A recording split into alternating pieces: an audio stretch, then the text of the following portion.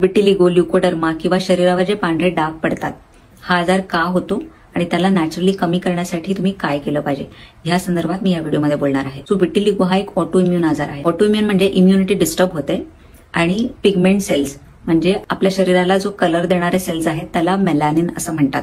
आणि ही melanin cells जेव्हा disturb होतात किंवा आपलं कार्य व्यवस्थित करत नाही तेव्हा हा आजार होतो. हा आजार होण्यामागची जी कारणं आहेत ते म्हणजे जेनेटिक्स, म्हणजे तुमच्या फॅमिलीमध्ये कोणाला हा आजार असेल तर तुम्हाला हा आजार होऊ शकतो.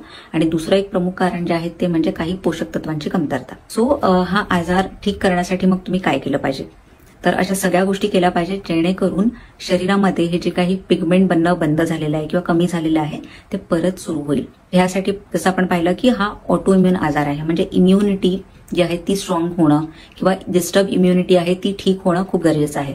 आणि इम्युनिटी ठीक करण्यासाठी तुम्हाला स्ट्रेस कमी करणं, झोप व्यवस्थित घेणं आणि हेल्दी फूड खाणं हे खूप गरजेचं आहे. त्यानंतर जी काही पोषक तत्व आहेत त्यांचा खूपच महत्वाचा रोल आहे यामध्ये. त्यातलं पहिलं जे पोषक तत्व आहे ते म्हणजे कॉपर.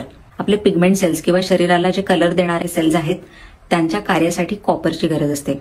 त्यामुळे तुम्ही कॉपर ज्या ज्या अन्नामध्ये अधिक असतं ते घेऊ शकतात, जसे की नट्स, सीड्स, चॉकलेट, मशरूम किंवा कॉपरच्या भांड्यामध्ये पाणी तुम्ही पिऊ शकता. नंतर अँटीऑक्सिडंट्स म्हणजे हिरव्या पालेभाज्या, green tea, vitamin C rich foods, citrus fruits, पपई, पेरू असे बरेच फळं आणि भाज्या आहेत ज्यामध्ये विटॅमिन सीचं प्रमाण अधिक असतं, ते तुम्ही रेग्युलरली घेऊ शकता.